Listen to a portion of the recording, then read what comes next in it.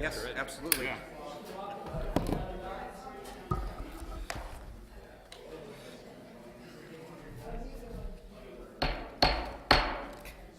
Call to order. We're going to call the monthly board meeting for the month of February 2018 to order. We'll start with the roll, please. Present. Here. Here. Here. Here. Here.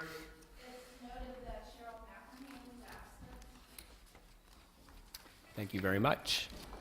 It looks like our first item on the agenda is a presentation for Summerfest. So let's do that first.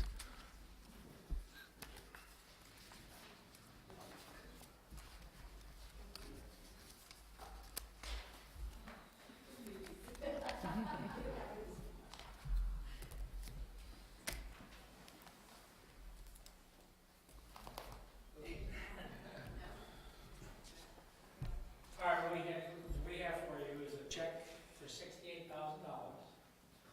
to go to the new Escuela soccer field, is it soccer field, right? Sports field. And dog park lights, that kind of stuff there. And we don't quite know all the money we donated to RMA. I think it's a lot more than what we record to the IRS, but, Mike's gotta go now.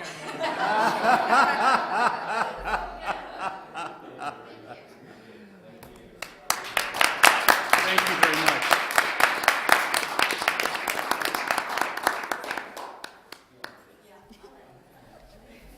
Hey, Alex, can I make a comment real quick about just about Summerfest? Because most of you know, in my spare time, I run a youth sports organization, and we utilize a lot of the sports facilities out here.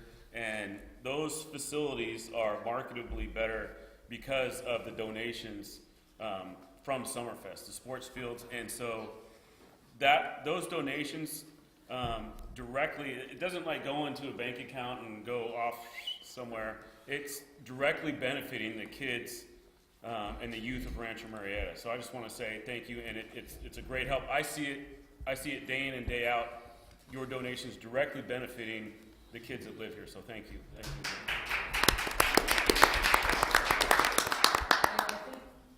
between Mary and Sherry and Sid, so little guys are starting to move out, and we're into the next generation of people that are involved with our kids. And I will tell you that between Mary and Sherry, Ron Metzer, and Sid and Tim and a bunch of other guys, it would not happen anymore. I think this is going to be our 19th year coming up, Wow. and let's hope we don't retire.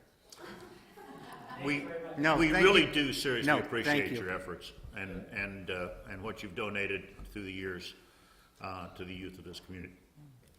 And also what Summerfest brings to the community. Well, half of that check is probably straight from my family alone. 5 kids to Summerfest for 9 years and tickets and the bar and everything. Thank you very much. Thank you very much. Okay, we're going to move on to our public comment section of the agenda. So bear with me while I read the following statement. The public shall have the opportunity to directly address the board on any items of interest. The public comments on items not on the agenda and within the jurisdiction of the board are welcome, subject to reasonable time limitations for each speaker. That is 3 minutes.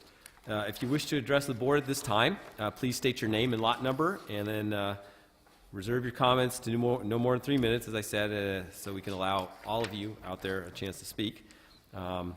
So no action will be taken on your items, however. Each item of business will be introduced by the president. Public comment for that item will be open, and the public will have the opportunity to speak on that item. Public comment for that item will then be closed, and no additional comment will be allowed. At that time, the board will discuss the item, then take action. So if you have something that's not on the agenda, this is your time. Anybody? Please state your name and lot number and My name is Kathy Skoda, and my lot number is 1080, and my concern is the situation at the Escuela Gate. I think that it's great that it's being considered being open because I, like many other people, Sorry. that wasn't 3 minutes. Are you trying to tell me that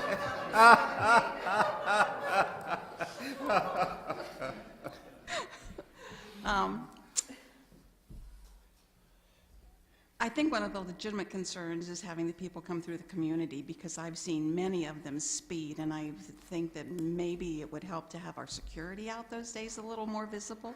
But my real concern is the suggestion of closing the yellow gates because that really, I think, is unfair to the community to not allow us access to that area. You're cutting off access to the dog park, the pickleball courts, the basketball courts, the playground, and maybe putting in a path for the golf cart would work for people that have golf carts. But I think the suggestion of having people drive out of the community, down 16 and around and back into the Escuela Gate, in all of the traffic that's coming for all of the ball games, is probably not the wisest way to go. And I don't know if it would be possible to put in some kind of a gate where the yellow gates are that would have a barcode reader so that those of us that live here could get in and out on our barcodes. But you know, maybe that's too costly, but it's a possibility, something to maybe look into. But I think that it needs to be rethought before you cut off access to all of those facilities there for the people that live here.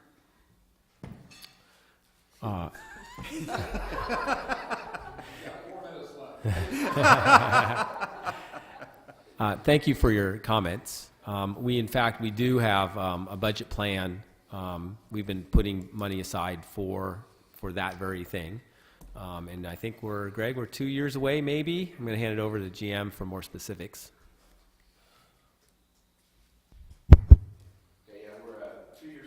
Your funding plan, and what you suggested is what the plan is, to have it double gated, to have two passive gates. One as you come off Stonehouse Road, and the other where the yellow gate is now. That'd also be a passive barcoded gate.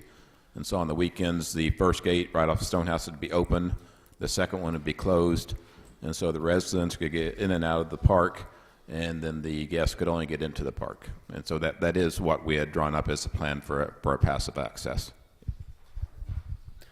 Thank you, Greg. And I would like to see that, vetted through the community where we have feedback in terms of how we want to see that happen. Because there is some interest in having a manned gate, which would be more expensive, right, and would take longer to raise the funds for. So I'd like to see us have that discussion here soon so we can start planning. We are well aware, though, of the issue, and on both sides, and we've discussed it. I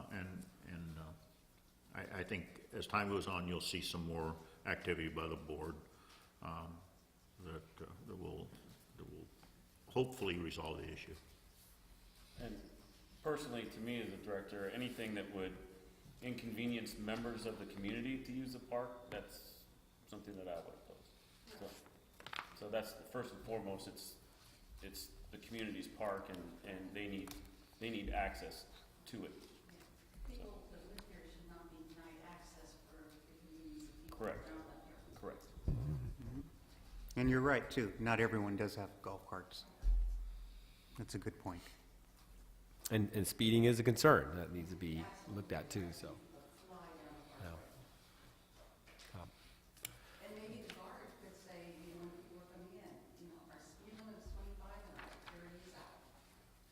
Whether they really are or not. Sure. Okay. Any other comments? Thank you again. We're moving on to item 5, the consent calendar. Consent calendar items are considered routine and will be approved by one motion. There will be no discussion of the items unless a director requests a specific item to be removed. Is such a motion in the offing? I'll make a motion to approve the consent calendar. Okay, thank you very much. Is there a second? I'll second. Very good. Any further discussion? Okay, all in favor of the consent calendar, passing it as is, say aye. Aye. Anyone opposed? Motion passes. Moving on to our minutes from January 16. January 16 minutes. If you haven't had a chance, I'll let the board take a look at it. If you have any amendments to those minutes, let us know. I'm a speed reader. I would like to make a motion to approve the minutes of our January 16th meeting. I'll second. Okay, motion and second. Any further discussion? Okay, so all in favor of those minutes from January 16th, say aye. Aye. All right, anyone opposed? Okay, 6-0. The president's report. Ooh, that's me, okay. I got something here. So, the first item on my report is that last week the ad hoc committee did meet. Representative of the CSD, the Country Club, and the RMA and the developer, we met. It was very positive meeting overall. And what I do want to point out is that I want to really appreciate the CSD's effort at being transparent. Minutes of those meetings will be available for the public, so that's the goal. So they are interested in keeping that keeping the public informed of what's going on. So I do appreciate the CSD's efforts. So I believe those minutes will be on the CSD website for your perusal. The other items in executive session, I have to report out on executive session. We approved the minutes from our last couple of executive sessions. A legal invoice was also approved. We heard 2 appeals from community members, and the board also discussed the purchase that we voted on in open session tonight. And then the board also approved foreclosure proceedings for assessors parcel number 073-720-017-0000.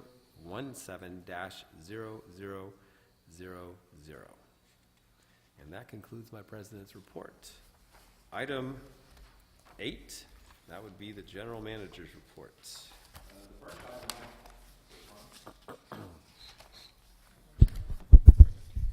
The first item I have is the dog park at Riverview Park. Last year, the board discussed taking what was in the pump track, removing the pump track and making a dog park out of it, or possibly a Little League field. The Little League field requirements can be satisfied by the new sports field at Escuela. And so I think we're back to the dog park. We had a resident speak last month concerning moving forward with the dog park. And so I've done calculate some costs. If we use the existing chain link fence, an additional $4,480 is needed to cross fence to create a large and small dog area, as well as to add benches. An additional $6,800 or $6,000 will be needed for seeding and installation of irrigation, for a total cost of $10,480. If the board chooses to move forward with the dog park, funding could come from exclusive use fees.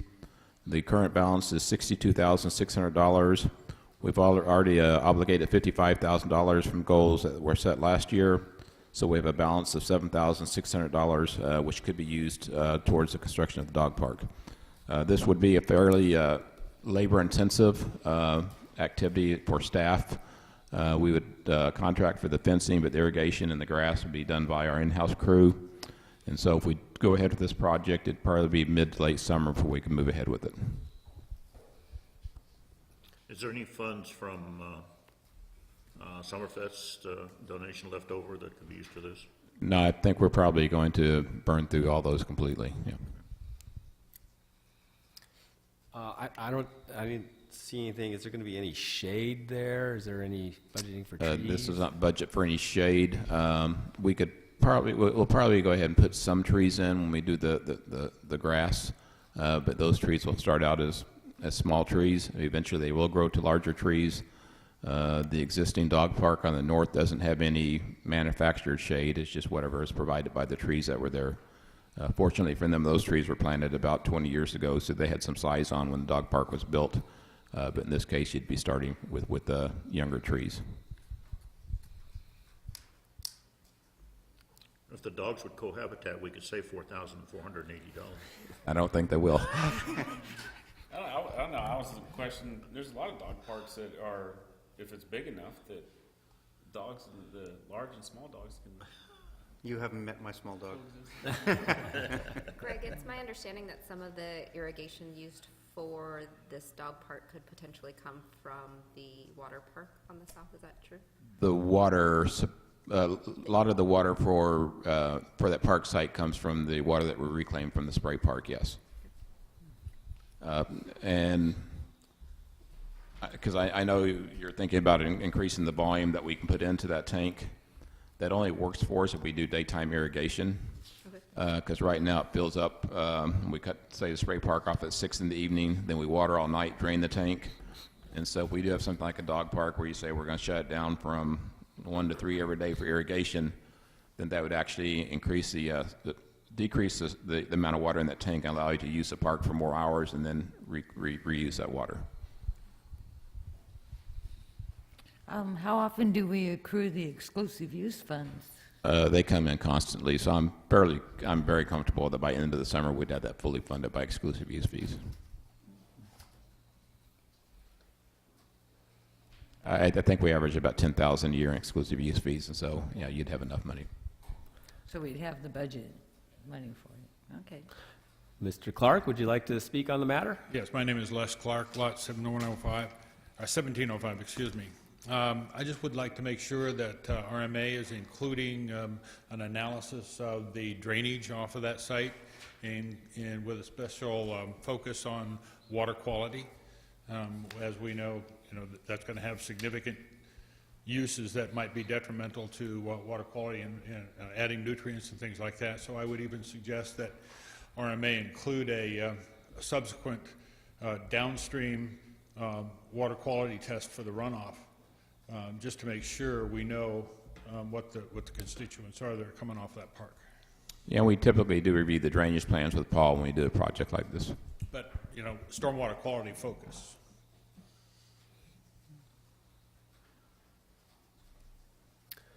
Okay, thank you for your comments. Mr. General Manager, you want to go on to B, or? Sure. Do you want to Did give that me? need an action or anything? I guess right now, do you want me to continue to pursue the dog park, knowing that it's a doable project and there's potential funding for it? If so, I'll bring it back next month in a resolution form. You guys can take action on it. Yeah, that sounds good. Yes. Okay. The next item is the enhanced use of the gazebo. Staff has received requests for enhanced use of the gazebo to include dances and live bands. Residents are allowed to use the gazebo for private events, and that doesn't prevent other residents from using the gazebo concurrently. The Recreation Committee reviewed a request from Director Shelton last year and did not oppose the concept of having live music, dance classes, just a myriad of different activities at the gazebo. There are no rules specifically prohibiting or allowing these activities. Our recommendation would be that the member sponsoring the event would be required to complete a special event permit and provide proof of liability and insurance in the amount of $100 for group activities over 50 attendees. Music could be amplified or unamplified. However, at no time can the music disturb the neighboring residents. All events would be scheduled between 8 a.m. and dusk, with the exception of amplified music, which would be permitted from 12 noon to dusk. Events would be free to all residents. And so right now, our rules don't say you can or cannot do this. When Director Shelton brought this to the Recreation Committee, they did not oppose it, and so we've kind of been dialoguing for the last 6 or 7 months about what that use would look like. And so if the board's comfortable with this type of use at the gazebo, I'll instruct Barbara at the front desk to start accepting event permits or permits for the use that would include bands and dances, and if it's over 50 people, they'd have to have liability insurance. If the music disturbs the neighbors, it it'd be upon security to come in and shut it down. That'd be probably the most difficult part of it, shutting it down. Can I, before I hand it over to Larry, I'm sure he'll want to speak on this. Only if necessary. Can we vote on that? Let me clarify the Recreation Committee deal there. Last year, when Larry applied for, or appeal, or whatever word you want to use, for the Recreation Committee, we suggested that he kind of reevaluate his plan and then come back to the committee with a refined plan. That's what we sent him in the letter at that time. Because I really would like to have some public vetting and input on this process. We're going to have music, amplified music at the lake. I'd like to hear what the public would, at least vet it through the committee. So that would be my comment on that. So, but I'm going to hand it over to Larry. Actually, I tried to find that memo that you guys sent me, and I couldn't find it. But I recall the way it was phrased was that as long as it's a public event and it didn't obligate the staff, it was all right to proceed. Okay. Which is really what the proposal is. We're not obligating the staff in any way. And to protect RMA's interest and liability, that's why the $1,000 liability insurance is necessary. And I think that's a great idea. I know the things that I'm thinking about doing there, there's a certain amount of control that I can have over the event getting out of hand. But what this does is it encourages the general population to also have activities there. And that's where we need some guidance and some control. And I think Greg and I have worked out a good compromise that allows that to happen. But again, this is all going to be a non-staff oriented activity calendar that we're talking about putting together there. And between Stephanie and I, and Stephanie's on the Recreation Committee, but between us we've talked about different activities, and she's got a fairly concise list of some activities that we'd like to do not only there, but elsewhere in the community. So this is just kind of a bigger plan to utilize the gazebo more appropriately for what it was designed for. And I'll be happy to answer any questions the board has about it. It seems to be a new way to reserve a recreational facility, kind of like we do the amphitheater or certain picnic spots. But I do Is that want what to it is? I do want to keep the impact on the staff to a minimum. This is really more of a resident-driven project where I know I've had a lady come to me and say she'd like to have line dancing lessons somewhere, and that would be a good place to do it. And my wife is a big contra dancing person, so that's on the agenda. But whoever's sponsoring the event would have to follow these guidelines that Absolutely, are listed. absolutely. So it seems similar to, Sure, no, it is similar, other than the fact that we're not obligating staff or anything. Do we have a public comment? Richard Hunt. I live at right across the lake here from the gazebo, and I tell you, I would love to have Larry's idea put into use, because in order for we old folks, we have to drive clear to Amador County to hear live music. And by golly, here's a perfect spot to have live music right there by the lake. And I think you'd be surprised how many people that I've talked to about this idea. I haven't heard one negative report.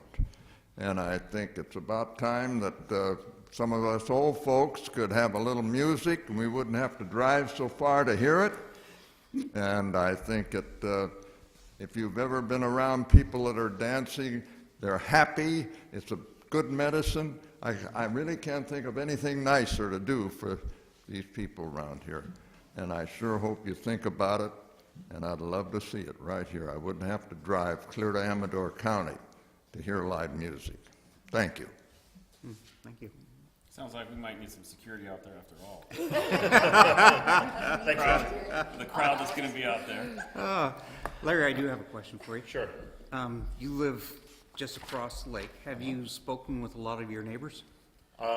You know, over time, I didn't actually try and do a canvassing, but just in general, I've tried to talk to most of the people between the gazebo and the northwest side of the lake, and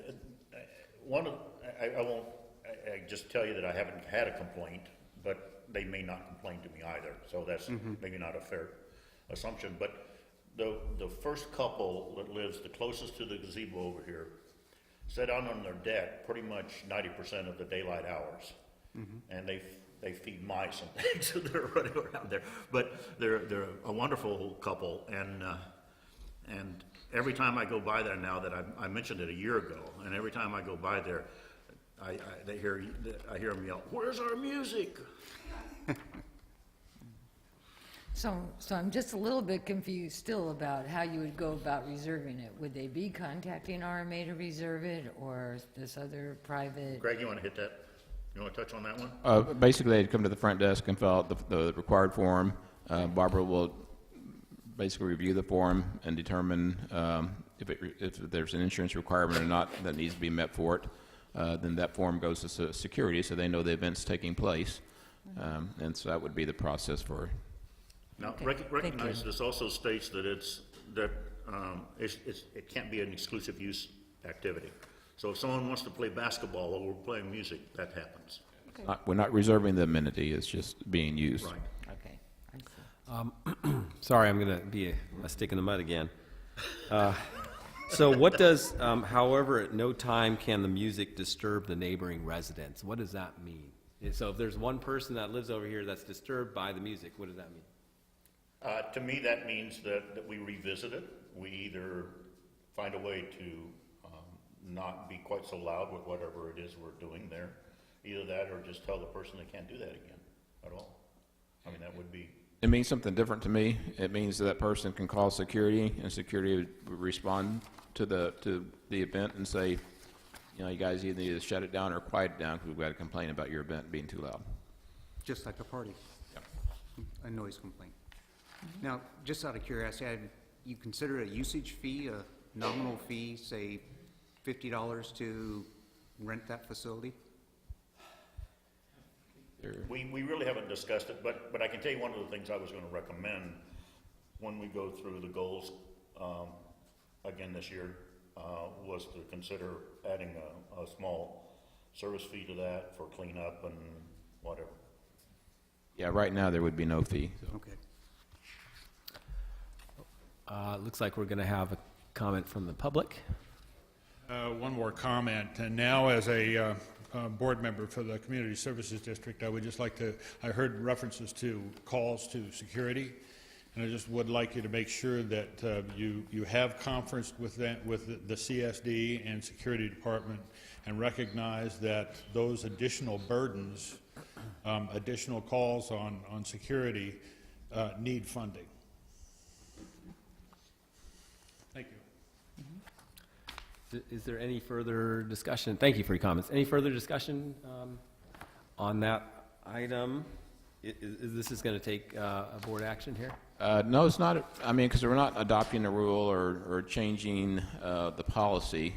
We're just expanding on. I guess I just wanted to have the board have an understanding of what direction we're going, and give you guys a chance to respond to it and give your comments on it. And what I'm taking away from the group right now is that, yeah, okay, let's give this a try. Now, and to what Glenn said, though, I do need to talk to Mark Martin a little bit about it to make sure that he's got it covered also, because it will be an added burden on their resources on the weekends. Okay. And keep us posted so we can revisit if we need Definitely, to. yeah. I mean, that's the reason we're not doing anything set in concrete. We're going to give it a try under these guidelines, and if it seems like it's being well received, if we have one event, we get 200 people in the room the next board meeting, then we know we're going to have to go a different direction. Sounds like Fair there enough. might be some fun events out there. Yeah, Richard, you're up against 200 people that's going to say no.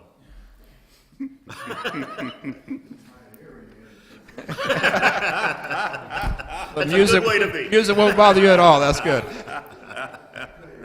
Richard and Larry going crazy, huh? You want more amplification, is that what you're saying? I got women that are in their 90s, and they want to go and listen to music. And I can't see any reason why that gazebo out there can't be used for something other than just sitting there. I can see a band down on the pier there where your fireworks goes off, and the people could be sitting in the gazebo. It'd be a wonderful spot. And I don't know why, I don't know how things work here, but I would love to see it happen. You can see where I get my inspiration. I know. Very, very well put.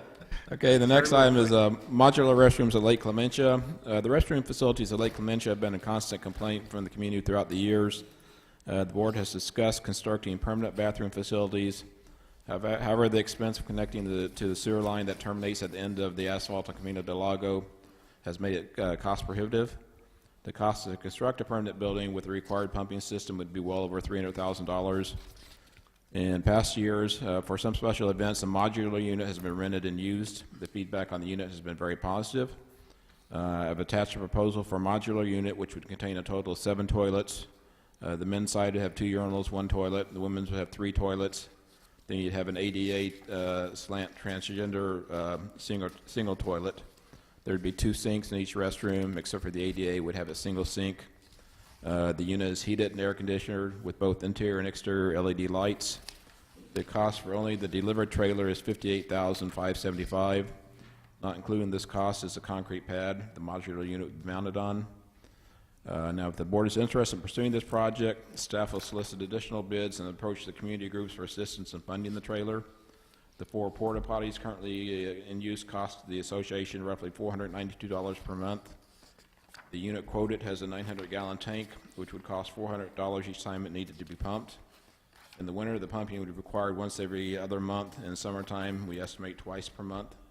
There would also be additional staff time to clean the toilet daily, as right now the porta potties are cleaned by a service, so now we'd be taking on the responsibility of doing the daily cleaning for the modular unit. And so again, this is a discussion item for you guys to ask questions, and if you have an interest in it, I'll get additional quotes and maybe talk to ETC, the Quantas, Optimus, other groups out here to see if they'd be interested in doing some partial funding of it and see where we stand in 2 or 3 months if it's a good project to move ahead with. Where would the trailer be located? Right now, there's if you go out, you'll see a green pedestal with some rocks around it. That's been used in the past by the modular unit that was put out there, and so I envision it would go in that same location. There's water and electricity already pulled up there, and then I would probably, again, it'd sit on the concrete pad. It'd have a concrete apron around it, and I'd probably recommend a concrete walkway going from the sidewalk at the park over to the restroom. Stop signs on either side of that and create a crosswalk there, because you can have a lot of smaller children running from the lake and running to the restroom. So you want to create a safe place for them to leave the park site and get over to the restroom. So it's probably about 100 feet from the edge of the cable around the park right now. You can picture that location.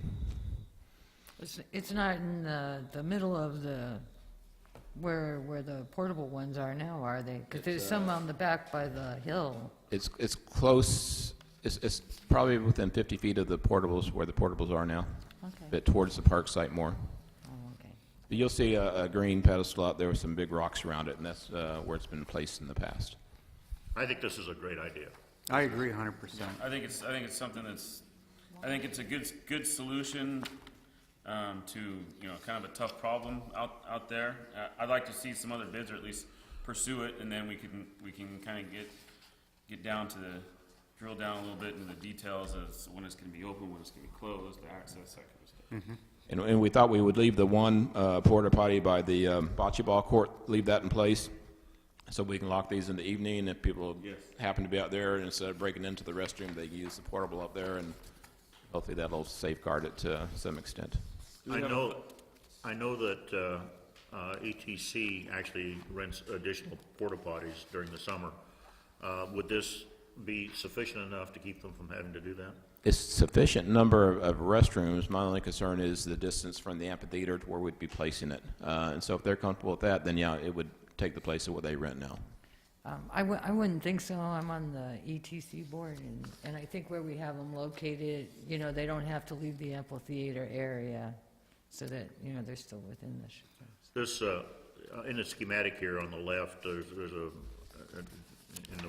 the single unit there, there's a big circle. Is that the tank? Is that the 900-gallon tank? No, that's just showing the radius for a wheelchair to turn around. Oh, okay. And so in their designs, they find it cheaper to make one ADA unit versus trying to make the men's and women both ADA. And so they say design-wise, it's cheaper just to have a dedicated ADA versus having the other two being ADA accessible. So that's the only one you'd really need a ramp to. The rest of them you can have stairs. Once you take the axles off of this, it's only going to set about 23 inches off the ground. And so, you know, they've got a price here for a ramp of about $10,000. But that's assuming the axles and wheels are left on it, so you're ramping up a much higher distance. And so we think we can construct our own concrete ramp for a 23-inch ramp, you know, fairly easily.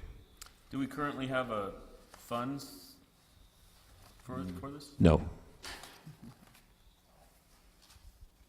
Would there be like a concrete wall or some concrete protector around it? Again, we're talking about having a concrete apron that sits on, then a concrete pad in front of it, and it would put metal posts Posts, okay. protect it from being hit, yes. Yeah, okay. How do you think we'd fund it?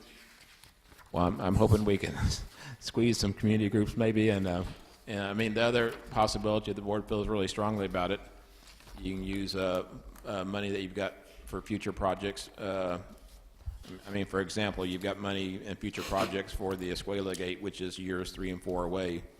You could take those funds, use it now, and then in August, when you're talking about your goals and your funding for your goals, you'd have to refund that project. So you'd basically pull monies already reserved for other projects and then replace them at your goal-setting session in August. Just, I think it would be a really good upgrade and, you know, for that amenity over at Lake Clementia, especially now that we have the new playground equipment in there. Absolutely. Good point.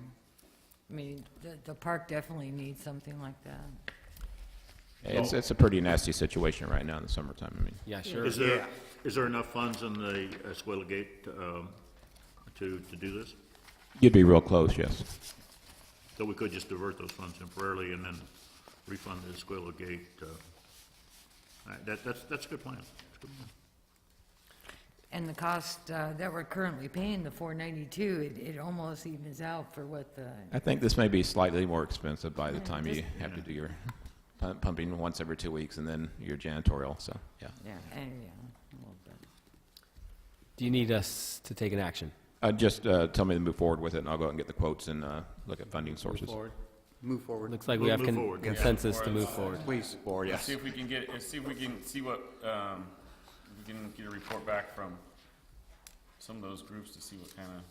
Yeah, I'll have that for you next month, yeah, okay. Hopefully they'll respond in that quick a time. Okay, then the next item is playground equipment installation. The playground equipment for the Stonehouse Park and Lake Clementia has been delivered. I don't know if you've been down to Lake Clementia, but we've graded out a larger area for the playground. We're finishing up the pouring of the retaining walls tomorrow. The playground installer was out today marking the location of the equipment. And so this week the playground equipment will be going in. He'll complete the Clementia playground, then he'll move over to Stonehouse to put in that playground equipment. And so we think in 4 to 6 weeks everything should be completed on that. Great, thank you. Okay, the last item is resident Nancy Miller and Joanne Brandt have prepared a letter and backup data addressed to Caltrans in an effort to have the speed limit reduced to 45 miles an hour between Rancho Murieta South and Lone Pine Drive. The recommendation is for the board to authorize sending the attached letter and backup data on RMA letterhead to Caltrans with copies to Senator Berryhill, Assemblymember Cooley, and Supervisor Frost. I'll let Joanne speak to this. She's done a really nice job pulling the data together and getting information for us. And we were kind of under a tight time constraint to get it on this month's board meeting, so there's lots of edits. So I'm going to go ahead and pass these Okay, down. sounds like my students. And probably read the letter. It sounds like that somebody's done an awful lot of research here, and I think there's an awful lot of data supporting There you go. the need to do something. Well, good, we completely agree.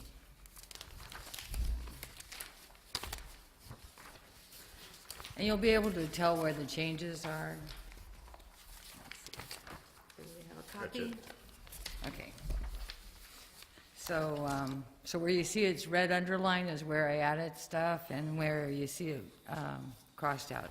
So I think I'll just go ahead and read it. It says, one of our residents, Nancy Miller, has been working with Assemblyman Member Cooley's office, Sacramento County Supervisor Frost's office, and Caltrans, including an on-site visit to Rancho Murieta by Larry Broman, Caltrans, in an effort to bring consistency by having the speed limit reduced through our community, which is located on a state highway. During the on-site visit completed on Monday, August 22nd, 2016, Mr. Broman saw for himself the posted 55-mile-an-hour speed limit that now exists on State Route Highway 16 through Rancho Murieta was unsafe. This was almost 2 years ago, and Ms. Miller still continues to look for the person who can tell her why the speed limit has not been lowered for safety reasons. 2 miles of Highway 16 is adjacent to Rancho Murieta, a community of approximately 2,600 residential homes and many commercial activities. Commercial activities include the Murieta Equestrian Center with a full event calendar, shopping and restaurants, office space, storage units, local Catholic church and airport, and the newly opened 84-room Murieta Spa, which has large public events planned. Rancho Murieta has many residents who are daily commuters. New homes are being built both in Rancho Murieta and Amador County, adding to the motorists who already commute on this highway. A major shopping center is under development. An entrance to the shopping center is currently under construction and will be directly off Highway 16, just east of Murieta Parkway. Because of the increased traffic, left turns from Stonehouse Road to Highway 16 are more difficult, leading to risky turns. Turning left from Lone Pine onto Highway 16 has limited visual range, adding to the concern of the high rate of speed of traffic on Highway 16. The road between Murieta Parkway and Murieta South Parkway consists of multiple curves and a narrow bridge over the Casumas River, a private driveway, and a no-and-deer crossing. The sound wall bordering Rancho Murieta South is not designed for impact. Accident records show collision severity does not reflect actual damage that sent the shattered wall into Rancho Murieta homes. There is an effective, low-impact, and low-cost solution to our problem. Flashing signs could be installed, reducing the speed limit to 45 miles per hour through Rancho Murieta. The time impact to motorists traveling at the lowered speed limit would be less than 30 seconds, a small price to pay for safety that could potentially save lives and reduce accidents. Lowered speed limits would advise motorists they are entering a populated area. Rancho Murieta is located within the Sacramento County Urban Services boundaries on a rural state highway.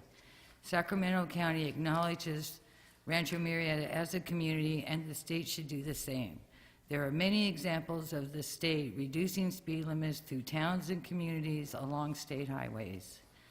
The fact that 2 of Rancho Murieta intersections have traffic signals should not be a reason in itself to not have a lower, safer speed limit through our community. We also have 2 roads with only stop signs. There are commercial and residential roads accessed directly off Highway 16 within Rancho Murieta boundaries. Your attention to this matter is vital. Enclosed is a CHP traffic incident data detailing reported accidents that have occurred in our area. Ms. Miller has been contacting the state for almost 2 years on this matter. We support her actions and appreciate your quick response and resolution to this matter by lowering the speed limit to 45 miles per hour through our community. Not only for the safety of our residents, but for all motorists, especially those unfamiliar with the safety concerns created by the 55 mile per hour speed limit. So we can go through the attachments that we have here. And so the first thing we have is the pictures, which shows on the top upper left It's when you're going west or eastbound, right there by the Casumas River. And I hadn't noticed it before, but you can see on the one on the right, there's a mailbox right after the bridge. You know, when you're heading east and you're going across the Casumas and it says narrow bridge, there's a mailbox right there, right after the bridge. And so the one in the middle is looking eastbound between Murieta Parkway and Murieta South Parkway, and you can see the curves. And you can actually see the mailbox if you look real close. So you can kind of get an idea of where you're located. And the next picture, just next to it, is looking the other way. It's looking westbound. Then we have a picture of Stonehouse and Highway 16. And if you look at that, notice how far the limit line is out into Highway 16. And then the last picture there is Lone Pine and 16, and you can see the limited view. I'm sure everybody's tried to make a left out of there, and you get out there and you can't see somebody coming fast. So that's what this enclosure is going to be. And then the next thing is we have a map, and it shows exactly how much of a rural area we are in. Rancho Murieta is this community along this long stretch of rural Highway 16.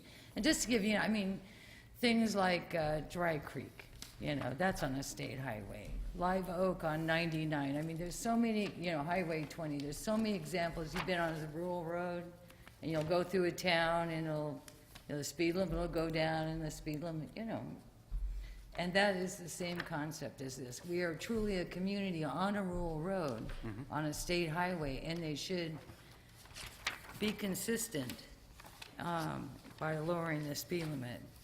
The next handout are the statistics from the CHP data, and they're telling. The area that we're talking about having the speed limit reduced is about 2 miles. And of all the accidents that occurred in 2016, you'll see that there was 4 on Ione, and I believe 4 on Latrobe, and the rest were all within the 2-mile range that goes to the Rancho Murieta area. So, and they're more than numbers. They're people's families and friends, and and we have the same situation in 2015. A high number in this 2-mile stretch, plus there was fatalities. And then this last enclosure that I wanted to add, before I submitted it to the board, shows the accident, and I'd like to thank RanchoMurieta.com for their permission for letting me use their picture. But this sound wall that got crashed, if you look at, I pulled up the traffic record, and the collision severity is 4, which is actually next to last in severity. But I don't think the people whose windows got blown out with all the stones and, the second, so the data doesn't show you everything. It just, the impact of these accidents have a lot more effect than I think it would be definitely worth having the speed limit down to 45 miles an hour, and I think there's no reason why the state shouldn't be consistent in their ruling. I just don't think they have the information to the right people, which is why I'm suggesting we send it to the director of the Department of Caltrans, because he'll be able to find them. Do you want us to make a motion in that regard? Is that how you want us to do it? There's a little bit more. So, and also, in our enclosures, we have some emails from Nancy Miller where she detailed back to Larry the day after they took the on-site visit. So that's really critical when the, Caltrans is going to be looking at this. They're already going to have their on-site visit completed, basically, based on her excellent documentation that she kept. And I also included one more email that was recent in January that just shows how much in a circle you can get lost sometimes in a government system. So So I think I'd like to make a motion to go ahead and send the letter to the Director of Caltrans with copies to State Senator. Okay. Based on those corrections that you read into the record? Yes. Okay. So there's a motion. Is there a second? Second? Is there any further discussion on this matter? Yes. Okay. I'd like you to also send it to Department of Transportation, Department number 3 or Section number 3. I've got a contact person for you. Over the last 2 weeks, he's been out here. I've done some complaining also over the last couple months. And he's been looking at the exact same conditions. And he currently has a person who's in training, and he said this is a prime time for me to take someone out there and train them on what you're dealing with for traffic, congestion, speed limit, the whole bit. Does he work for Caltrans? He's with the Department of Transportation, Section number 3. Because Caltrans, I believe, has the authority over the state highway. He So was- I don't know if Department of He was very willing. It can't hurt. This- I mean, this gentleman somebody was- needs our information. He was very willing to, he was very open to say, I'll help you out. I'm very familiar with Rancho Murieta. I know what you're dealing with. And I said, okay, come on out. And I've got his cell number as well as his work number. Well, I definitely want to mail the letters to who we have initiated, and kind of leave that up to you guys. Should we send it to Department of Transit? Can't hurt. More the merrier. We want somebody to pay attention. And so far, it's over 2 years, so I think it's time. Yes. Well, just to be clear, this is outside of our jurisdiction, but I'm happy to have us send this and see if it makes a difference. I think it needs to be done, so Well- certainly. You know, in a way, I really don't see it as too much out of our jurisdiction because, you know, we are, you know, the Homeowners Association Board. And we did have one of our residents working on this for 2 years, and she came to me as a board member and asked me, you know, what I thought. And when you think about it, I mean, it is real inconsistent. When you're driving on state highways, you're always slowed down when you're going through communities. And I just don't think, you know, people have recognized Rancho Murieta as that yet because it was always thought as more, you know, rural out here. But we are changing. Sure. So- Any further discussion? Just one. You're talking about the 2 miles, because in this letter it says 2 miles of Highway 16 is adjacent to Rancho Murieta. What 2 miles? Well, I'm thinking from probably Van Vleck Road to Lone Pine. Well, I guess it goes through it, yeah. I really didn't know how to put that, you know, because, I think adjacent is appropriate. Because I'm not sure if Van Vleck Road is actually within the urban services boundaries, but I would believe Rancho Murieta South would be, which is on this side of the highway. So I really didn't know how, that was the best word I could come up with. Up to Lone Pine. So you're. Well, actually, I'd like to go a little past Lone Pine, but at least Lone Pine, you know. Isn't there plans to connect Stonehouse and Lone Pine, and they're gonna put a signal in there? Yeah, sometime in the future, but in the meantime, if we can even prevent a few accidents, I think it would be a worthwhile effort. Okay, we want to move this forward? I make a motion to move it forward. Okay, and is there a second? I'll second. Or did we do that already? I think we might have didn't. We did that already. We're just making sure we're covering our bases here. Okay, all in favor of moving this forward, say aye. Aye. Aye. All right, anyone opposed? Okay, thank you, Joanne. Okay, Had the two motions to move forward and 2 motions to second that. next item is President Bauer requested that I put the 2018 goals into the board packet so the new board members could see what they were. It occurred to us that we'd set these goals when they weren't around, and they probably have no idea what we're trying to accomplish this year. So the first one is turf replacement at Stonehouse Park, which we hope to have completed by May of 2018.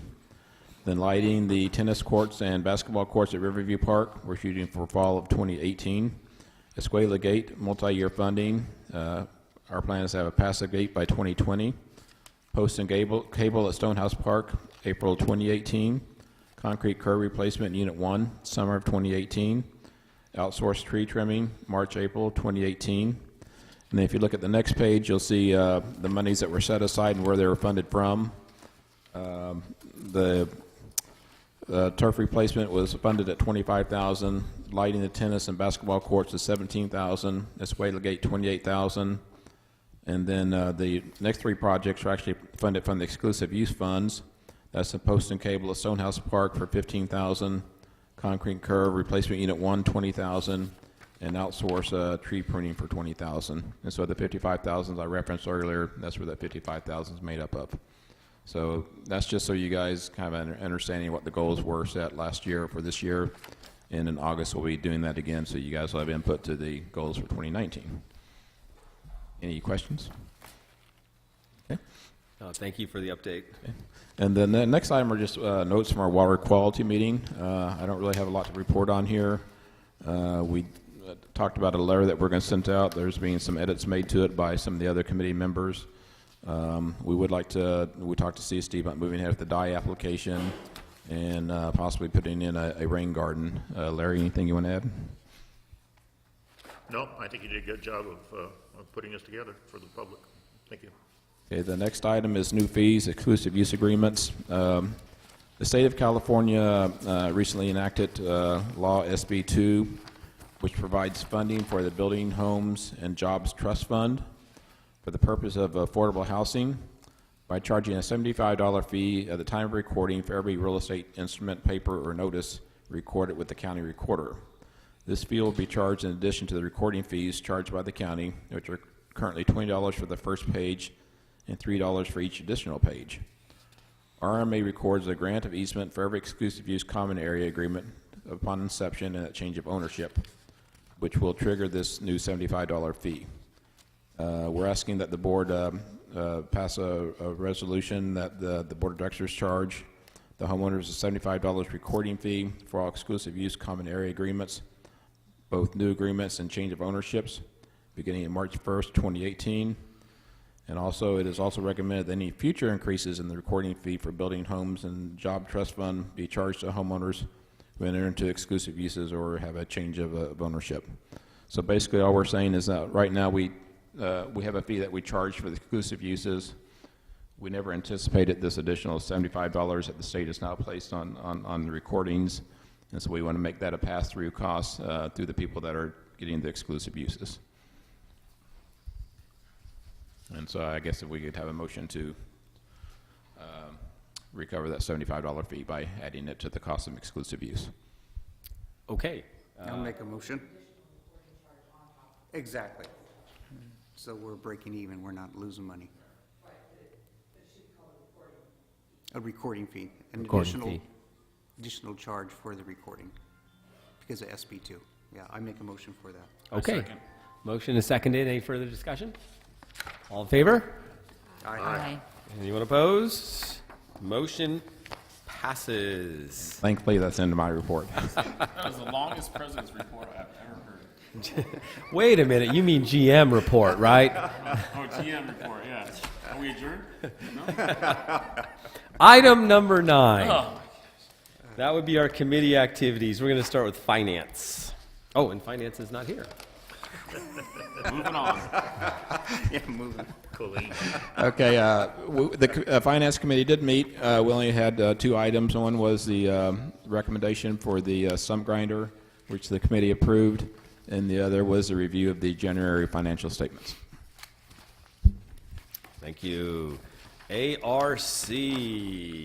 The ARC has met twice since you last heard me speak, I think. Is that correct, Mark? Yeah, thank you. So sometimes these meetings just start blending in with each other. We had a new resident final review on January 18th, I'm sorry, we approved the minutes on January 18th, That was on February 1st. And we had reconsideration of a driveway variance and the lighting at Stonehouse Park discussion. Are any of those action items, Mark? Okay. And then we met on January 18th. What did I just say? Yes, we met earlier than that on January 18th, and we had a common area lease amendment on 14859 Lago Drive. And we talked about signage on the lake to warn people of attached clams to the bottom of their boats that are non-native that we're trying to avoid. Paul Severson from CSD gave us a presentation on that. And a roof, the Grand Manor roof on 6803 Brissa Lane, and they were all staff-approved projects. And I need a common area lease approval for lots 245, 274, 287, 1609, and 1676. These are all just extensions, is that correct, Mark? Change of ownership. Change of ownership, thank you. Can we group those all together? Can we do them all together? Okay, Okay. I make the motion that we approve those common area lease changes for new ownership. I'll second. Okay, motion and seconded for lot 245, 274, 287, 1609, 1676. Any further discussion? Seeing none, all in favor, say aye. Aye. Anyone opposed? Motion carries. We have a new common area lease for lot 144 at 14859 Lago Drive. Mark, would you like to discuss this one? This particular lease is actually an amendment to an existing lease and includes basically fencing around an existing landscape license. There's an existing lease for a deck, and so the additional area primarily is for fencing and the other existing amenities that were a part of the previous improvements. I make a motion that we approve this common area lease. Do I hear a second? Here's a second. Okay, any further discussion? Okay, all in favor, say aye. Aye. Anyone opposed? Okay, We motion have carries. another common area lease of lot 174 at 14890 Logo Drive. Mark, I'll turn it over to you again. Sure. Again, this was another an amendment to an existing lease. We're not adding any additional area whatsoever. This is all occurring within the existing lease. But it's a change of use, which requires them to go back through the process in order to amend the lease to allow for the other improvements, one being a swimming pool. They're also having to change out the existing fence from 4 feet to 5 feet to meet the code requirements for swimming pools, and then new decking around the swimming pool and the pool equipment. All the other elements that were a part of this were all existing. I'd like to make a motion to approve this common area lease for lot 174. I'll second. Okay, thank you. There's a motion and a second. Any further discussion? All in favor of common area lease lot 174, say aye. Aye. Anyone opposed? Okay, That's the end of my ARC report, Mr. President. thank you. We are moving on to communications. Okay, the Communications Committee did not meet this month, but we are planning to meet next month.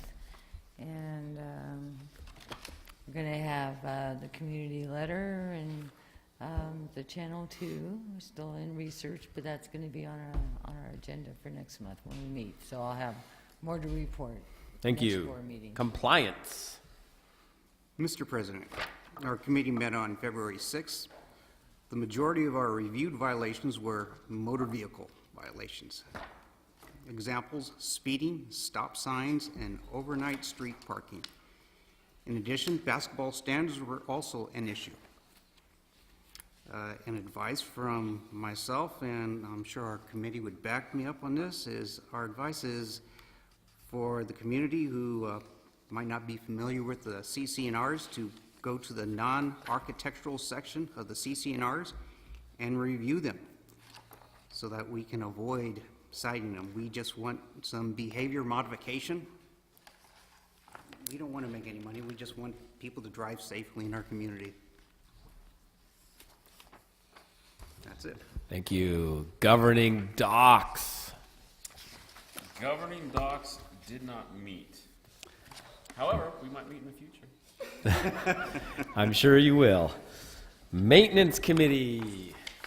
Maintenance Committee met on February 5th, and we had a presentation from Roger Brent to widen a golf cart path that goes from the south end of the wooden bridge to Riverview Park.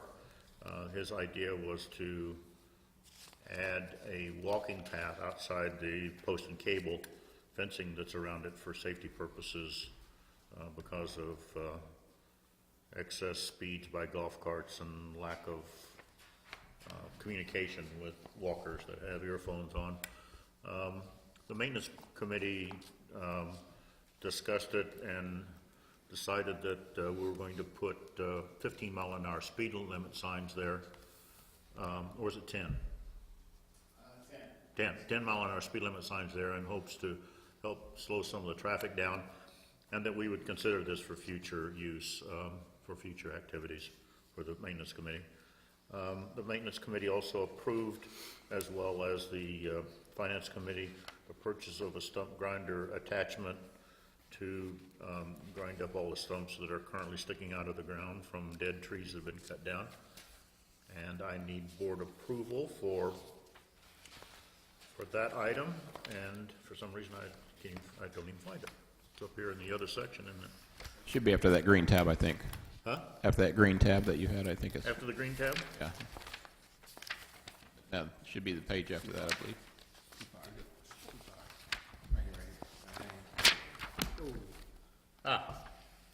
Okay. Thank you. So I would like the board to approve the purchase of a stump grinder attachment to the current Skid steer. Thank you. Skip steer, which we purchased last month.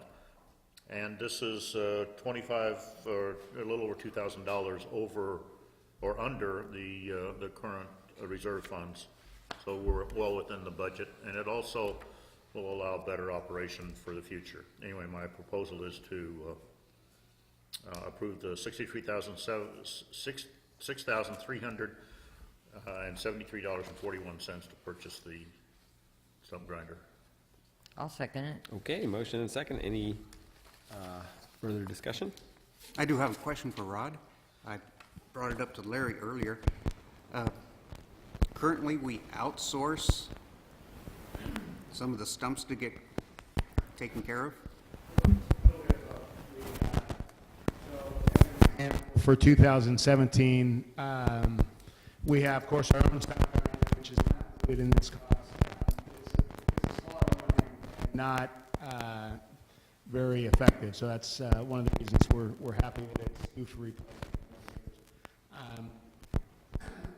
But in addition to that, we rented a stump grinder to do some of the stumps in-house, and that rental cost was $1,000 per week.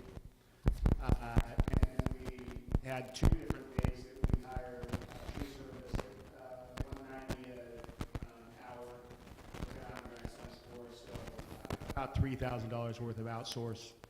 So about $4,000 in outsourcing and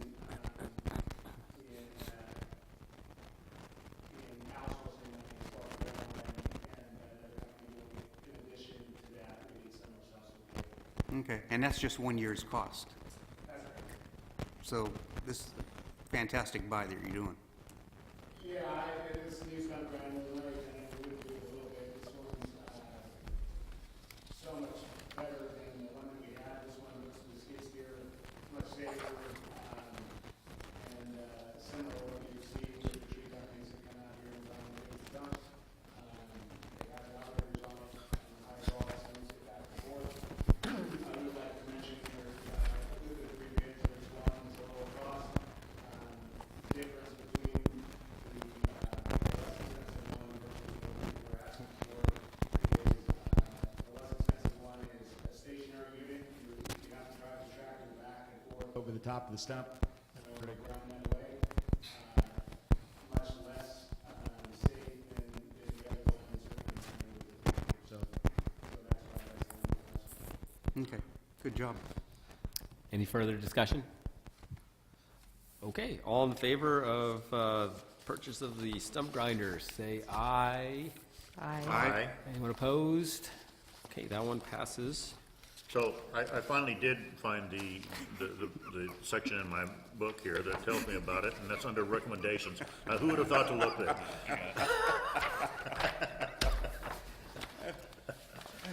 And the final item here is as usual, each month, the maintenance department tabulates a list of projects just to keep everybody informed about the status of things in progress, upcoming, and in the future. So I encourage you to continue to look through there and offer suggestions for additional activities if necessary. And that is the end of my report, Mr. Okay, thank you.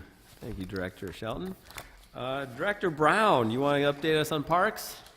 The Parks Committee did not meet. Seeing a theme over there. However, I believe we have a meeting scheduled for the 28th. We're trying to confirm for the 28th. I haven't heard back from the two developer reps yet. Okay. That we're attempting to have one on the 28th at 6 p.m. A little bit later in the evening because we want to talk about the trails, and if anybody wants to show up, we want them to have a time where people can make it. What is the status Stay of the tuned. That's trails, set to be man? one crazy meeting. So. It's good to go? So you're ready to mail it out? Stamp it? Yeah, stand by.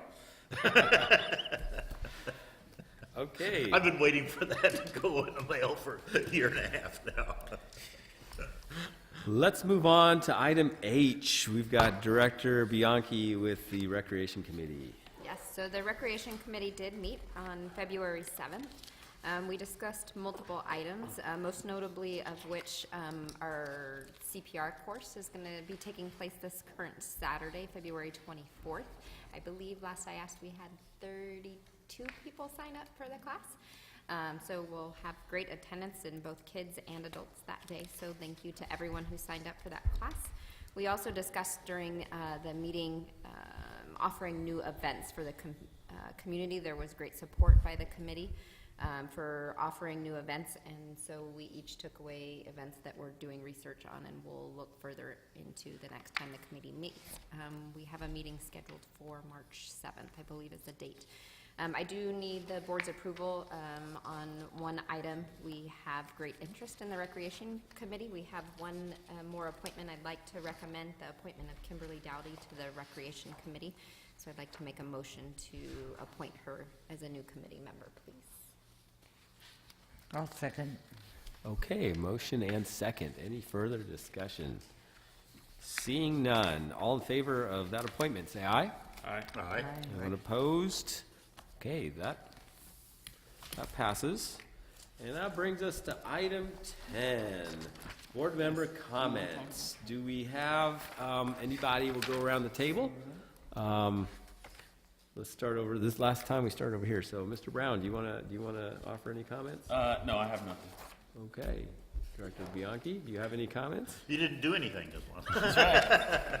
I have nothing of substance to add. That's all right, thank you. Okay.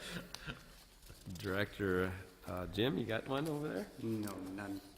Okay. Well, I'm going to stop that trend. I'm going to keep you guys here a couple of minutes longer. So, hey, I just want to remind the board that I would like to be invited to your board meetings when you have one. So I'd really like to see finance, and I'd love to see communications and ARC, and so let me know when your meetings are so I can come out and see that. I did see the Recreation Committee last month, which was very festive, to say the least.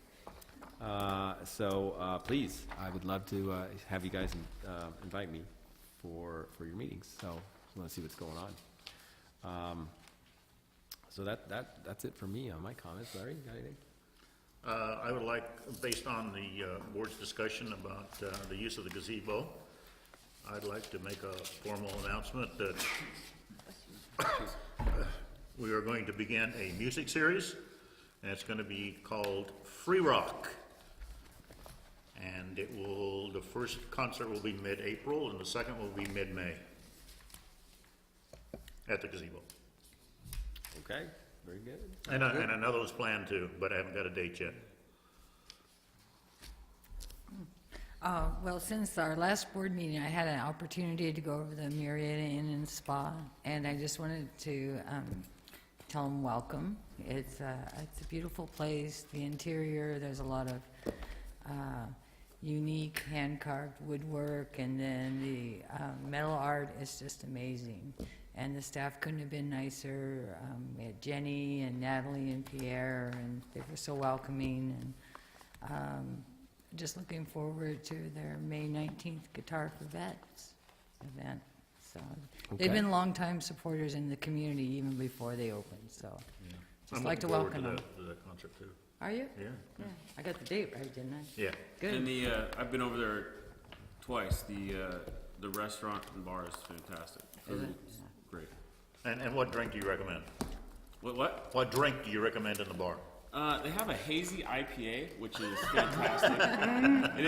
It's really good. And then they also have it's called the Murieta Martini, which is also excellent. But the food is really good. Full menu now.